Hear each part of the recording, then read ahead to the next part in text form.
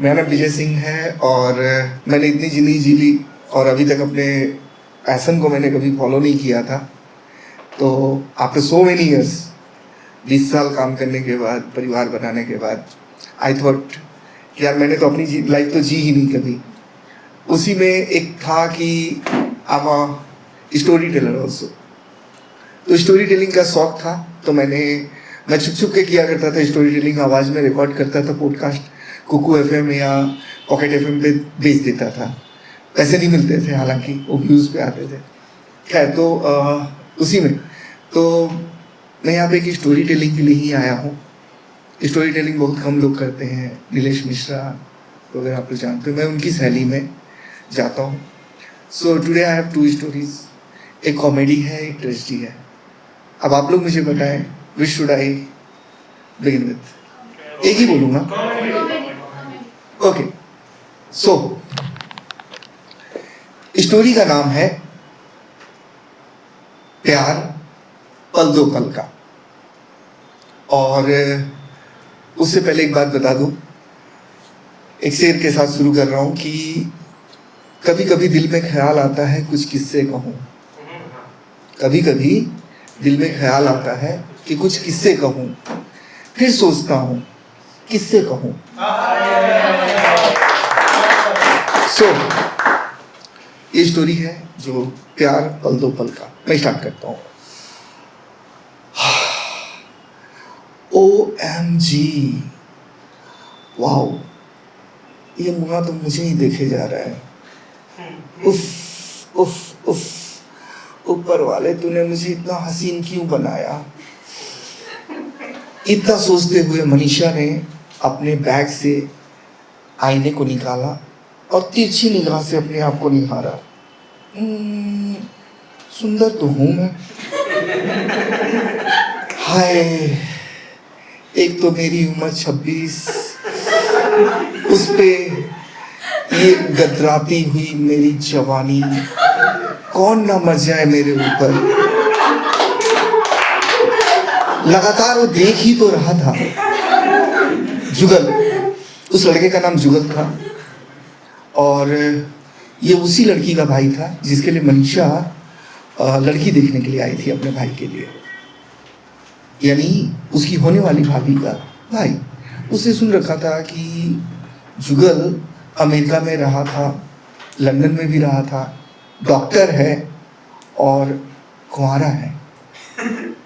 ऋतिक रोशन सा बॉडी, दिखने में मासूमियत बिल्कुल गोविंदा वाली, और शायद कोई गर्लफ्रेंड भी नहीं है। इतना सोचती हुई मनीषा उसकी तरफ देखे जा रही थी और जुगल कभी पर्दे के पीछे से उसको देखकर मुस्कुरा रहा था, कभी सोफे के पीछे से मुस्कुरा रहा था, और कभी कभी तो वो बिल्कुल ही उसके दोस्तों के बीच में खड़े होकर भी मुस्कुरा रहा था। और उसके दोस्त बार बार उससे केहनी से ऐसे मार रहे थे और शायद मनीषा की तरफ ही इशारा कर रहे थे, और जुगल उसको बार बार निहारे जा रहा था। और इधर मनीषा बावली हो रखी थी। वो बार बार अपने पर्स से शीशे को निकालती और निहारती, कभी मुड़ी मुड़ी अपनी पलकों को देखती, कभी अपने बालों पे हाथ फिराती, और उसे लग रहा था जैसे ये मुआ तो एकदम मर ही गया है मेरे ऊपर। वो इधर उधर टहलती रही। तभी अचानक से उसका दिल धक से किया क्योंकि सामने जुगल आ गया था। एक्सक्यूज मी, आप कोल्ड ड्रिंक लेंगी प्लीज? उफ, मुझसे बात करने के लिए मरा जा रहा है ये। इसकी बहन की शादी हो ना हो, ये मेरे हाथ तो पीले करवा के ही मानेगा। हाय रे काली मैया, हे देवी मैया। उफ, इतना बुरा भी नहीं है, मेरे लिए तो परफेक्ट मैच सा है। उसने कोल्ड ड्रिंक लिया और धीरे से पीछे सरक गई, और जुगल फिर से जाकर दोस्तों के बीच में खड़ा हो गया। उसने देखा, दादी ने इशारा किया, इधर आ। दादी और हमारी मदर इंडिया सुषमा देवी, वो दोनों लोग, उन्होंने फुसफुसा के बोला, लड़की को तो देख कम से कम। हाँ देख रही हूँ, तुम लोग देख लो ना, मुझे क्या देखना है? अरे लड़की को तो देख, थोड़ी सांवली है, इसका नाम माला है। हाँ देखा मैंने, ठीक है तुम लोग देख लो। और वो जो लड़की माला 28 साल की हो चुकी थी, जाने कितनी बार उसके लिए लड़के देखने आए थे, जाने कितनी बार उसने प्लेटें सजाई होंगी, 16 सोमवार किए थे, लेकिन सांवली थी। सांवली होने के कारण लोग शायद पूछते भी थे, ये जुगल की बहन तो लगती नहीं है, क्या हॉस्पिटल में बदल गई थी? और वो लड़की शर्मा के चुपचाप से सामने बैठी हुई थी, और दुकानदार जैसे गाय भैंसों को देखते हैं वैसे मनीषा का परिवार उसके ऊपर नजरें चुभाए हुए थे। और वो लड़की डरी सी शर्माई सी, जिसे पता था ये लोग भी मुझे इनकार करके चले जाएंगे। वो मासूम सी लड़की मासूमियत में घिरी हुई बैठी हुई थी। और मनीषा के तो जैसे ख्वाबों को पर मिल गए थे, वो शायद किसी 7वें आसमान पे थी, क्योंकि इतना खूबसूरत लड़के का अटेंशन उससे बर्दाश्त नहीं हो रहा था। उसके मन में ख्याल चल रहे थे, उफ मुझे ये लंदन ही लेके जाएंगे, डॉक्टर साहब एम्स में तो प्रैक्टिस करेंगे नहीं। ओह शायद हनीमून के लिए हम लोग मॉरिशस जाएंगे।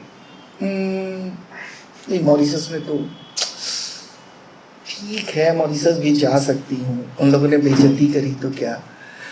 और हमारे जो बच्चे होंगे, हमारा नाम मनीषा जुगल, तो लड़का हुआ तो उसका नाम रखेंगे मनोज या मंजू, और लड़की हुई तो मंजुला।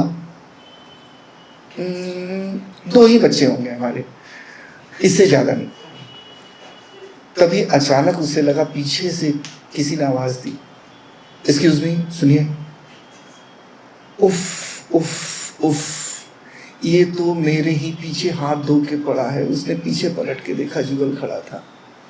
एक्सक्यूज मी, आप इस कमरे में आ जाइए, यहाँ पे टीवी चल रहा है, आप प्लीज़ इंजॉय कीजिए, बैठ जाइए वहाँ पे, आप बहुत देर से खड़ी हैं। और इतना सुन रहा था, जुगल शायद उसे हाथ से ही पकड़ कर ले जाने वाला था, जैसे मंडप में ले जाते हैं। वो चली गई और कुर्सी पे बैठ गई। उसने टीवी को ऑन किया और टीवी पे गाना आ रहा था, तुमको देखा तो ये ख्याल आया, जिंदगी धूप तुम घना साया। उफ उफ उफ, मुंह से कह नहीं सकते, कानों से बता रहे हैं मुझे।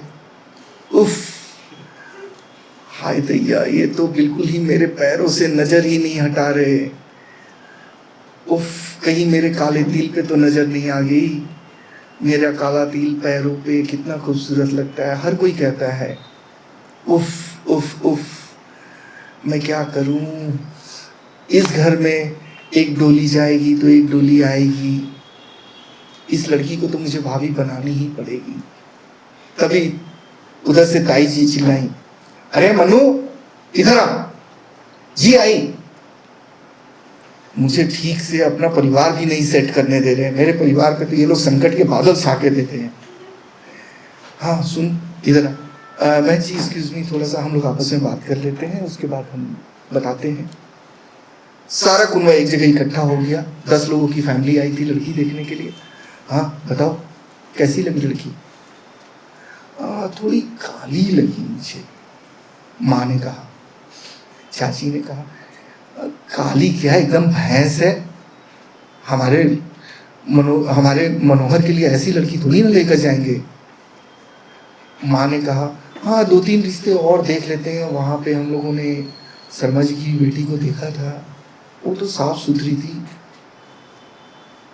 मनीषा का दिल धक से कर गया, यानी ये शादी नहीं होगी, यानी मेरा हनीमून कैंसिल, मतलब मेरे मनोज और मंजुला गए। नहीं ऐसा नहीं हो सकता। वो बीच में चीखी, ये क्या लगा रखा आप लोगों ने? कोई जन्म से काला होता है, कोई अपने मर्जी से तो काला नहीं होता।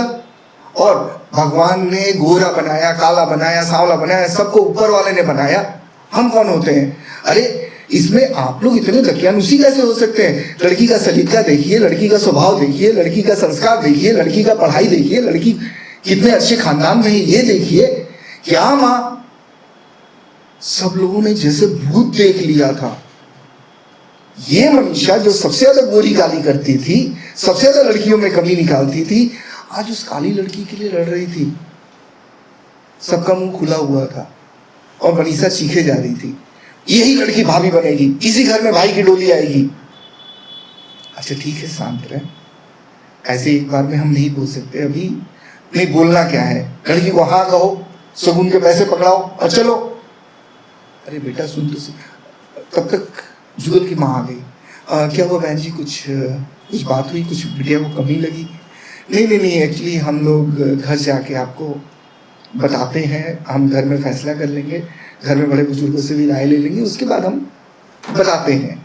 तो तब तक हमें इजाज़त दीजिए, थैंक यू। अभी हमें मॉल में भी जाना है थोड़ा सा, आज वहीं हम लोग खाना खाएंगे। पूरा का पूरा परिवार बाहर निकलने लगा। तभी मनीषा ने देखा जुगल झाड़ियों के पीछे खड़ा था और जैसे ही वो उधर से गुजरी उसने उसका हाथ पकड़ लिया। उफ, बिल्कुल माधुरी दीक्षित के धक धक वाली फीलिंग आ गई थी। आउच, धक धक धक। फिर जुगल ने हाथ छोड़ दिया मनीषा के हाथ में एक चिट्ठी देकर। उसने चिट्ठी को देखा, गरम गरम सा एहसास जुगल के हाथों का। वो गाड़ी में बैठ गई। सभी लोग बोल रहे थे चलो कौन से मॉल में जाना है हमें खाने, यहाँ नहीं, हम किसी मॉल में खाना नहीं खाएंगे, हम घर पे जाएंगे। मनीषा घर जाकर उस चिट्ठी को पढ़ना चाहती थी, उस एहसास को जीना चाहती थी जो मनोज के पापा ने, मंजुला के पापा ने लिखा था। वो सोच रही थी कि इस चिट्ठी को मैं मढ़वा के दीवार पे रखूंगी, देखा तेरे बाप ने पहला चिट्ठी यही दिया था, पहला पहला प्यार है, पहला पहला खत है। इतना सोचती हुई उसने कहा नहीं, कोई हम लोग मॉल में खाना नहीं खाएंगे, हम लोग कल जाएंगे, आज हम घर जाएंगे, मुझे बाथरूम जाना है। तभी दादी ने भी कहा हाँ, मुझे भी जो है ना बाथरूम जाना है। गाड़ी सपाट से 10 मिनट के अंदर में घर पहुंची। जैसे ही दरवाजे पे पहुंची दादी चीखना शुरू कर दी, अरे जल्दी चाबी निकालो, जल्दी से चाबी निकालो, मुझे जल्द से बाथरूम जाना है। हाँ निकालो, किसके पास है चाबी, किसके पास है? पता चला चाबी मनीषा के पास था। मनीषा ने अपने सलवार के नाड़े में उसको बांध लिया था और वो चाबी उसने तुरंत निकाल कर दिया। दादी ने उसे खोला और धक धक करके वो बाथरूम में घुस गई। सब लोग अपने अपने घर, अपने अपने कमरों में चले गए। मनीषा भाग कर अपने कमरे में गई, दरवाजे को बंद किया, शबाक, और बिस्तर पे कूद के उसने धड़कते दिल से उस चिट्ठी को निकाला और बार बार उसे चूमा और उसने चिट्ठी को पढ़ना शुरू किया। चिट्ठी में लिखा हुआ था, एक्सक्यूज मी, मुझे आपका नाम नहीं पता लेकिन आप बहुत अच्छी हैं, लेकिन मैं आपको एक बात बताना चाहता हूँ, मेरे दोस्त भी आपका मजाक उड़ा रहे हैं। वो एक्चुअली आपके सलवार से लटकती हुई बाबा आदम की एक चाबियों का गुच्छा वो दिख रहा है और बहुत गंदा लग रहा है, भगवान के लिए इसको अंदर डाल लीजिए। छन से जो टूटे कोई सपना, जग सुना सुना लगे, ये गाना उसके पास चल रहा था। उसने जल्दी से दरवाजा खोला और चीखी, मम्मी बोल दो हमें लड़की पसंद नहीं है, मुझे भी नहीं जाना उस तबेले में, हम काली लड़की से बिल्कुल शादी नहीं कर सकते अपने भाई की। Thank you.